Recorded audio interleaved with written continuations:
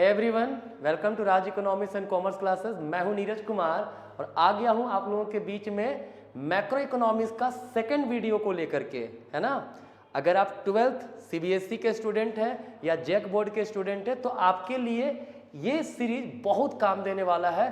Continue मेरे इस videos को देखते जाइए, है ना। पिछला वीडियो में मैंने समझाया था introduction and basic concepts of macro economics, right. आज का जो वीडियो है इसमें मैं आपको समझाने वाला हूं सर्कुलर फ्लो ऑफ इनकम, है ना। पिछले वीडियो मैंने आपको बताया था फ्लो क्या होता है। फ्लो का मतलब होता है ऐसा variable which is measured in a period of time, right. वो मैं आपको समझा चुका हूं, ठीक है। तो आज हम लोग सर्कुलर फ्लो ऑफ इनकम देखेंगे किसी भी इकोनॉमी में, राइट। तो अब क्या करते हैं ना, इसको समझने के पहले एक चीज समझ लेते हैं, सेक्टर्स ऑफ द इकोनॉमी। हाँ, कोई भी इकोनॉमी हो वहां पे 4 सेक्टर बेसिकली पाए जाते हैं। कौन कौन से सेक्टर होते हैं? House hold, firm, government and rest of the world, right. अब सवाल ये है, हाउस होल्ड कौन सा सेक्टर होता है भाई? तो हाउस होल्ड वो सेक्टर होता है जिसे हम लोग कहते हैं owner of factor of production, है ना। Owner of factor of production का मतलब लैंड प्रोवाइड जो करता हो, जो लेबर प्रोवाइड कर रहा हो, है ना, कैपिटल प्रोवाइड कर रहा हो, जहां से एंटरप्रेनर आ रहे हैं, ठीक है। ये वो सेक्टर है जिसे हम लोग कहते हैं हाउस होल्ड, राइट। अब देखिए, हाउस होल्ड पहला चीज तो याद रखना है कि ये वो सेक्टर है who provides factor of production. दूसरा ये याद रखना है who consumes goods and services from the producer या फर्म सेक्टर। फर्म सेक्टर से गुड्स एंड सर्विसेज खरीदने वाला भी कौन होता है? हाउस होल्ड ही होता है, ठीक है। क्लियर है? This is the meaning of house hold, ठीक है। अब आते हैं दूसरा फर्म सेक्टर पे। तो फर्म सेक्टर क्या होता है? फर्म वह सेक्टर होता है जो फैक्टर ऑफ प्रोडक्शन को हायर करता है और उसके थ्रू गुड्स एंड सर्विसेज को बना करके वो बेचता है। किसको? हाउस होल्ड सेक्टर को। क्लियर है? फर्म शॉर्ट में याद रखना, क्या? जो हायर करता है फैक्टर ऑफ प्रोडक्शन को और गुड्स एंड सर्विसेज बना करके बेचता है, ठीक है। तीसरा सेक्टर गवर्नमेंट। गवर्नमेंट क्या होता है? गवर्नमेंट वह सेक्टर यहाँ पे इकोनॉमी में अज्यूम किया गया है जो रूल्स एंड रेगुलेशन को इंप्लीमेंट करता है इकोनॉमी में, है ना। जरूरत पड़ने पे टैक्सेस लगाता है, जरूरत पड़ने पे सब्सिडी प्रोवाइड करता है। ये वो सेक्टर है जिसे हम लोग कहते हैं गवर्नमेंट। हाँ, अब एक है रेस्ट ऑफ द वर्ल्ड। जैसे मान लो हम लोग इंडियन इकोनॉमी की बात कर रहे हैं तो इंडिया के बाहर के इकोनॉमी जहां से इंडिया एक्सपोर्ट इंपोर्ट कर रहा हो वो सारे सेक्टर क्या कहलाएंगे? Rest of the world. इसको हम लोग फॉरेन सेक्टर भी कह सकते हैं। क्या कह सकते हैं? फॉरेन सेक्टर या फिर एक्सटर्नल सेक्टर भी हम लोग इसे कह सकते हैं। क्लियर है? So these are the 4 sector जो हर इकोनॉमी में पाया जाता है। आई होप सेक्टर्स का मीनिंग क्लियर होगा, ठीक है। चलिए अब आते हैं, हमारा जो टॉपिक है बेसिकली क्या है? सर्कुलर फ्लो ऑफ इनकम, है ना। तो देखिए, कहा जाता है ना, वर्ड से ही पता चल रहा है, सर्कुलर जो एक सर्कल में चलते रहता है, मतलब जिसका कोई एंडिंग नहीं होता है, जो कभी रुकता नहीं है ना। तो वही कहा गया circular flow of income refers to the unending flow of the activities. कौन सी activity? Production, income generation and expenditure, ठीक है। कहता है इनकम का फ्लो की अगर बात करें तो वो क्या होता है, किसके थ्रू फ्लो चलता है? वो फ्लो चलता है प्रोडक्शन के थ्रू, इनकम जनरेशन के थ्रू और एक्सपेंडिचर के थ्रू। और ये फ्लो कभी किसी इकोनॉमी में रुक नहीं सकता है। अगर रुक गया इकोनॉमी कोलैप्स कर जाएगा, ठीक है। तो हर इकोनॉमी में ये इनकम का एक सर्कल कंटिन्यू चलता ही रहता है, ठीक है। यहां से क्लियर देख रहे हैं 3 चीजें हो रहा है, प्रोडक्शन, इनकम जनरेशन और एक्सपेंडिचर। इसी को कहा गया है 3 फेजेस ऑफ सर्कुलर फ्लो, है ना। सर्कुलर फ्लो में कितने फेजेस होते हैं? 3 फेजेस होते हैं। कौन सा फेज? पहला, production of goods and services. Producer sector क्या करता है? गुड्स एंड सर्विसेज को प्रोड्यूस करता है। तो जब वो गुड्स एंड सर्विसेज को प्रोड्यूस करेगा तो ऑब्वियस सी बात है, कैसे प्रोड्यूस करेगा? लेबर को हायर किया होगा, कहीं से लैंड रेंट पर लिया होगा, है ना। मतलब डिफरेंट फैक्टर ऑफ प्रोडक्शन को हायर करके प्रोडक्शन किया होगा। तो जब प्रोडक्शन होता है तो वो इनकम जनरेट करता है जिसको बोलते हैं जनरेशन ऑफ इनकम। किसके लिए? मैंने कहा ना प्रोड्यूसर प्रोडक्शन कर रहा है, लेबर को हायर किया होगा तो लेबर को वेजेज या सैलरीज दिया होगा कि नहीं दिया होगा, लैंड ओनर को रेंट दिया होगा, कैपिटल के लिए इंटरेस्ट दिया होगा, है ना, एंटरप्रेन्योर के लिए प्रॉफिट दिया गया होगा, ठीक है। तो वो क्या हुआ, इनकम जनरेट किया प्रोडक्शन करने के कारण, लेबर को वेजेज मिला, वो वेज उसका इनकम हुआ, है ना, एंटरप्रेन्योर को प्रॉफिट मिला, वो उसका प्रॉफिट इनकम हो गया, ठीक है। लैंड ओनर को रेंट मिला, ये उसका इनकम हो गया, क्लियर। तो यहाँ पे इनकम का जनरेशन हुआ। और जब ये हाउस होल्ड सेक्टर के जो फैक्टर ऑफ प्रोडक्शन है उनका इनकम जनरेशन हुआ तो वो क्या करेंगे, इनकम अपने पास रखे रहेंगे क्या, नहीं, उसे भी तो गुड्स एंड सर्विसेज खरीदना पड़ेगा। तो वो क्या करेंगे, एक्सपेंस करेंगे, है ना, एक्सपेंडिचर ऑफ द इनकम, है ना, जो इनकम आया उसका खर्च करेंगे। अब जब खर्च करें किस चीज पे, गुड्स एंड सर्विसेज को खरीदने में, तो जब गुड्स एंड सर्विसेज को खरीदने में खर्च करेंगे तो पैसा किसके पास जाएगा, जो प्रोडक्शन यूनिट है, जो प्रोडक्शन करता है, जिसने प्रोडक्शन किया है उसी से ना खरीदेगा, तो ये उसके पास फिर से पैसा चला गया, तो फिर से अब ये प्रोडक्शन करेगा, फिर से इनकम का जनरेशन होगा फैक्टर ऑफ प्रोडक्शन को, अब वो लोग फिर से खर्च करेंगे और ये फ्लो कंटिन्यू सर्कल के रूप में चलता ही रहेगा जिसका कोई एंडिंग नहीं होता है, ठीक है। So this is simply meaning of circular flow of income, clear है। तो चलिए अब हम आगे देखते हैं टू सेक्टर के केस में सर्कुलर फ्लो कैसे चलता है, without financial institution and with financial institution. तो देखिए, हाँ, तो देखते हैं circular flow in two sector economy, ठीक है।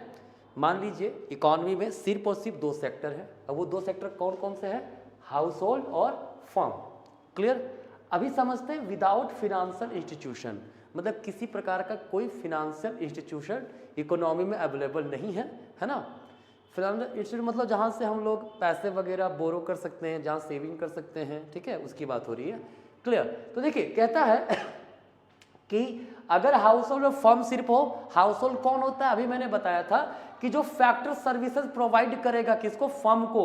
हाउस होल्ड है, ये क्या किया, फैक्टर सर्विसेज दिया, किसको दिया, फर्म को दिया, over a period of time.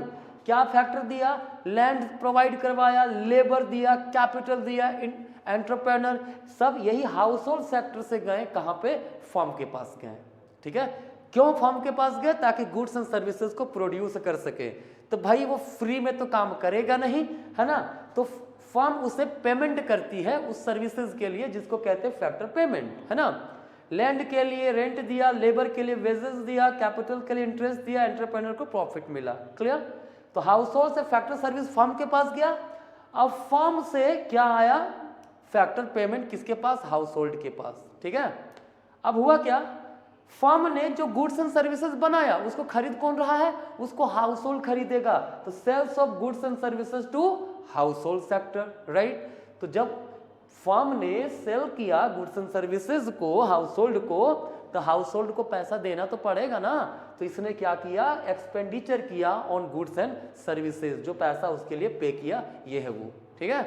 यहां समझिएगा, sales of goods and services, goods and services का फ्लो हो रहा है फर्म से हाउस होल्ड के पास, तो ये हमारा क्या कहलाएगा, रियल फ्लो कहलाएगा। पिछले वीडियो में मैंने स्टॉक फ्लो का कॉन्सेप्ट दिया था, वहां पे बताया था कि जब गुड्स एंड सर्विसेज के फ्लो की बात हो रही है तो वो रियल फ्लो कहलाता है, ठीक है।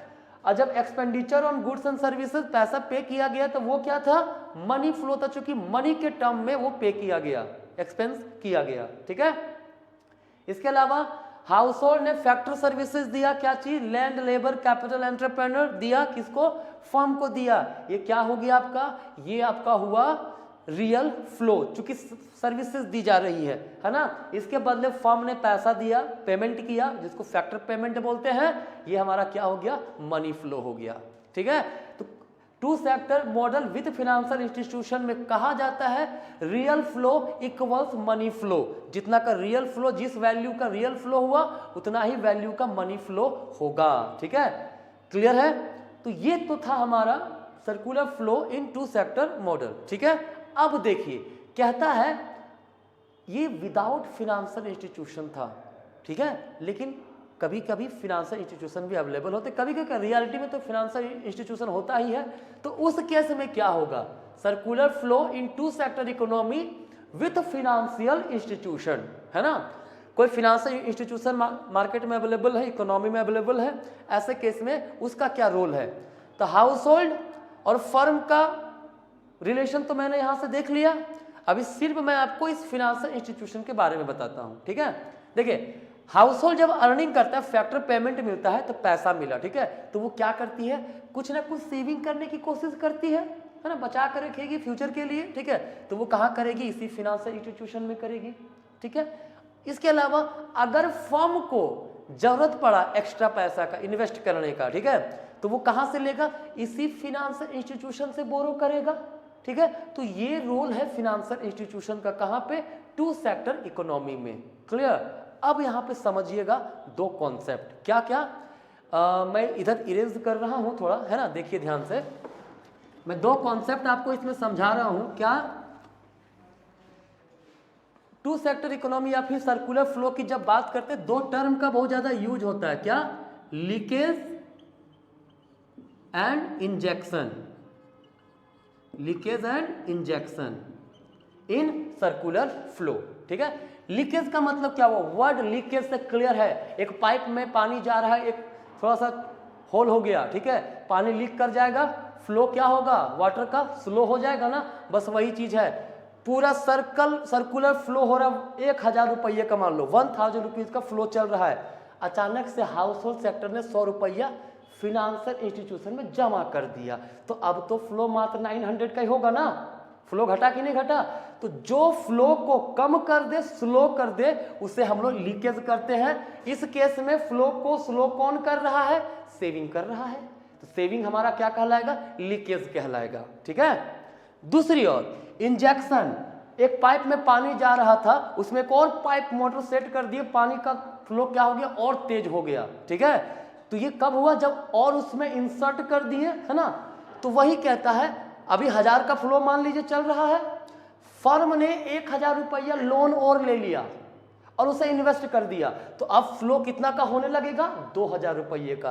तो जो फ्लो को बढ़ा दे, जो फ्लो को तेज कर दे, वो क्या कहलाएगा, इंजेक्शन कहलाएगा, ठीक है। तो यहाँ पे बोरो करके इन्वेस्ट कर रहा है, मतलब इन्वेस्टमेंट जो है वो क्या है, हमारा इंजेक्शन का काम करेगा, ठीक है। अक्सर क्वेश्चन में देखा जाता है लीकेज एंड फ्लो से क्वेश्चन आप लोगों को आते हुए, ठीक है। अब देखिए बेसिकली मैं देख रहा हूं कि जब भी एग्जाम की बात हो, ठीक है, तो टू सेक्टर इकोनॉमी मॉडल के बारे में क्वेश्चन ज्यादातर टाइम में आता है, लेकिन 3 सेक्टर और 4 सेक्टर भी होता है, ठीक है।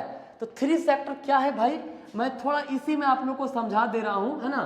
3 सेक्टर मॉडल अगर हमारे पास आ गया तो 3 सेक्टर क्या होगा, जब इकोनॉमी में फर्म हो, हाउस होल्ड हो, उसके अलावे क्या हो जाए, गवर्नमेंट भी आ जाए, एक सेक्टर क्या हो गया, गवर्नमेंट सेक्टर, कौन सा, गवर्नमेंट सेक्टर भी हमारा आ गया। तो अब क्या होगा, तो अब होगा ये कि हाउस होल्ड सेक्टर जो होगा, ठीक है, ये इन लोगों को क्या मिलेगा, फैक्टर, ऑब्वियसली बात है, ट्रांसफर पेमेंट दिया जाएगा, ट्रांसफर पेमेंट, है ना। अब सवाल है कि ट्रांसफर पेमेंट क्या होता है भाई, तो ट्रांसफर पेमेंट ऐसा पेमेंट होता है जो बिना किसी सर्विसेज के भी दिया जाता है। जैसे पेंशन, गवर्नमेंट पेंशन दे रही है ओल्ड एज को, है ना, तो ओल्ड एज का जो पर्सन है क्या कोई सर्विस दे रहा है सरकार को, नहीं दे रहा है, बट उसे पेमेंट दे रही है ना, इस प्रकार का पेमेंट ट्रांसफर पेमेंट कहलाएगा, जो गवर्नमेंट कहाँ पे देगी, हाउस होल्ड सेक्टर को देगी। इसके अलावा हाउस होल्ड क्या करेगा, हाउस होल्ड गवर्नमेंट को टैक्सेस पे करेगा, जो फैक्टर अर्निंग करेगा, मान लीजिए कोई गवर्नमेंट एम्प्लॉई है या कहीं पर भी कमा रहा है, फैक्टर अगर अर्निंग कर रहा है तो उसे टैक्स देना पड़ता है, डायरेक्टली या फिर इनडायरेक्टली, ठीक है। गुड्स एंड सर्विसेज खरीद रहा है, वहां पे टैक्स दे रहा है तो वो इनडायरेक्ट टैक्स हो गया, और अगर अपने इनकम पे टैक्स दे रहा है डायरेक्टली तो वो डायरेक्ट टैक्स हो जाएगा। तो हाउस होल्ड क्या करेगा, टैक्स पेमेंट करेगा, किसको, गवर्नमेंट को। क्लियर। फर्म के साथ उसका क्या रिलेशन बन जाएगा, फर्म के साथ भी वही होगा कि ये सब्सिडी प्रोवाइड करेगा, किसको प्रोवाइड करेगा, फर्म को सब्सिडी। सब्सिडी का मतलब क्या होता है, रिलैक्सेशन देने के लिए गुड्स का प्राइसेस कंज्यूमर से कम वसूला जाए, इसके लिए सब्सिडी गवर्नमेंट प्रोवाइड कर सकती है। किसको? फर्म को, है ना। फर्म गुड्स एंड सर्विसेज भी बेचता है। किसको? गुड्स एंड सर्विसेज किसको बेचेगा? फर्म गवर्नमेंट सेक्टर को गुड्स एंड सर्विसेज बेचेगा, ठीक है। उसके लिए गवर्नमेंट क्या करेगी? अपना खर्च भी देगी, एक्सपेंडिचर, है ना। तो ये रिलेशन गवर्नमेंट का फर्म के साथ हो गया। हाँ, अब गवर्नमेंट का फिनेंशियल इंस्टीट्यूशन के साथ भी तो कुछ रिलेशन होगा ना, बिल्कुल रिलेशन होगा। क्या रिलेशन होगा? सरकार भी जब चाहे अगर पैसा एक्स्ट्रा तो वो सेविंग करेगी, वो भी बचा के रखेगी, है ना। और अगर जरूरत पड़े तो वो बोरो भी करेगी। कहाँ से? सरकार, फिनेंशियल इंस्टीट्यूशन से, है ना। तो ये गवर्नमेंट का रोल हो गया फिनेंशियल इंस्टीट्यूशन के साथ। ये आपका जो रिलेशन हो गया वो हाउस होल्ड के साथ। ये जो आपका रिलेशन हो गया इसको बोलते हैं हम लोग किसके साथ? फर्म के साथ, ठीक है। अब देखिए ध्यान से, मैंने लीकेज इंजेक्शन बताया था ना। 2 सेक्टर मॉडल में सेविंग करो तो लीकेज होता था इकोनॉमी में, बोरो करो तो क्या होता था? इंजेक्शन हो जाता था, मतलब फ्लो बढ़ जाता था। गवर्नमेंट भी वही काम, अगर टैक्स लगा दी ज्यादा पब्लिक से और टैक्स लगा के वो खर्च ना करे पब्लिक पे, तो वो क्या काम करेगा? वो आपका लीकेज का काम करेगा, ठीक है। और सरकार अगर सब्सिडी दे रही है, एक्सपेंस कर रही है, लोगों पे खर्च कर रही है ना, तो इससे क्या होगा? इकोनॉमी में सर्कुलर फ्लो ऑफ इनकम जो है, इनकम का फ्लो बढ़ जाएगा और वो इंजेक्शन का काम करेगा, ठीक है। अब ध्यान दीजिए, कहता है ये 3 सेक्टर मॉडल है। आई होप क्लियर होगा। बहुत ज़्यादा इंपॉर्टेंट ये नहीं है। ज़्यादा इंपॉर्टेंट में क्या था जो मैंने अभी तक बताया शुरुआत में? सर्कुलर फ्लो का मीनिंग, उसके phases, 2 sector without financial institution, फिर मैंने बताया था 2 सेक्टर विद फिनेंशियल इंस्टीट्यूशन, वहाँ तक ज़्यादा इंपॉर्टेंट था। ये उतना इंपॉर्टेंट नहीं है। क्लियर है? अब देखिए, कहता है अगर 2 सेक्टर की बात करें या 3 सेक्टर की बात करें, दोनों को ही क्लोज्ड इकोनॉमी मॉडल बोलते हैं। क्या बोलते हैं हम लोग? अगर हम लोग ध्यान से देखें तो 2 सेक्टर या 3 सेक्टर को क्या बोलेंगे हम लोग? क्लोज्ड इकोनॉमी मॉडल बोलेंगे, क्योंकि 2 सेक्टर में हम लोग सिर्फ हाउस होल्ड और फर्म को लेते हैं। जब कंट्री के अंदर की बात हो रही है ना सिर्फ, तो वो क्लोज्ड इकोनॉमी हो जाएगा, है ना। और अगर इकोनॉमी का रिलेशन विदेश से है, मतलब रेस्ट ऑफ द वर्ल्ड से भी वो ट्रेड कर रही है, एक्सपोर्ट इंपोर्ट कर रही है ना, तो वो होता है ओपन इकोनॉमी। और वो कहाँ पाया जाता है? 2 सेक्टर 3 सेक्टर में तो नहीं पाया जाता है। 2 सेक्टर में आपका हाउस होल्ड एंड फर्म था, 3 सेक्टर में हाउस होल्ड, फर्म, गवर्नमेंट था। यहाँ पर भी देश के अंदर की ही बात हो रही है, ठीक है। तो एक होता है 4 सेक्टर इकोनॉमी मॉडल। क्या होता है? 4 सेक्टर इकोनॉमी मॉडल, जिसे हम लोग ओपन इकोनॉमी कहते हैं। क्या बोलते हैं? ओपन इकोनॉमी कहते हैं। उसमें क्या होगा? यहाँ पे हम लोग डायग्राम में बना सकते हैं, rest of the world, right. क्या है? Rest of the world. Clear? और ये हमारा क्या बन जाएगा? ये बन जाएगा 4 सेक्टर इकोनॉमी मॉडल, ठीक है। इसमें क्या होगा? देखिए थोड़ा सा कॉम्प्लेक्स हो जाता है, लेकिन सिंपल रिलेशन दिखा देते हैं। रेस्ट ऑफ द वर्ल्ड से हाउस होल्ड के पास क्या आएगा? NFIA। क्या आएगा? NFIA। NFIA का मतलब क्या होता है? मैं उल्टा बना दिया आप लोगों के लिए। NFIA का मतलब होता है net factor income from abroad. क्या होता है? Net factor income from abroad, ठीक है। जैसे कुछ लोग होंगे हमारे कंट्री के जो अब्रोड में काम कर रहे होंगे, और कुछ लोग होंगे जो अब्रोड वाले यहाँ काम कर रहे होंगे।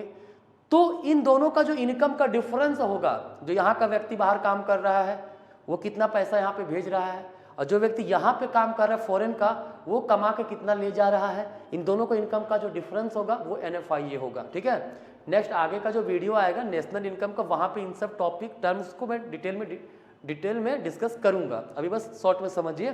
NFIA rest of the world से आएगा हाउस होल्ड के पास।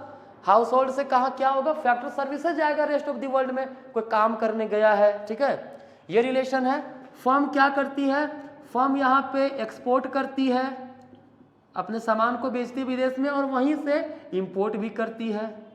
क्लियर?